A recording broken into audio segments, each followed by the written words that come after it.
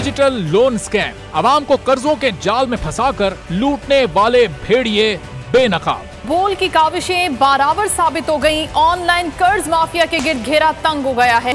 बोल ने दिया अपने आवाम का साथ, उठाई इस स्कैम के खिलाफ आवाज। बोल की डिजिटल लोन स्कैम के खिलाफ आगाही मुहिम की सबसे बड़ी ट्रांसमिशन 59% आवाम ने देखी अपनी स्क्रीन पर, क्योंकि बोल है पाकिस्तान का नंबर 1 न्यूज चैनल।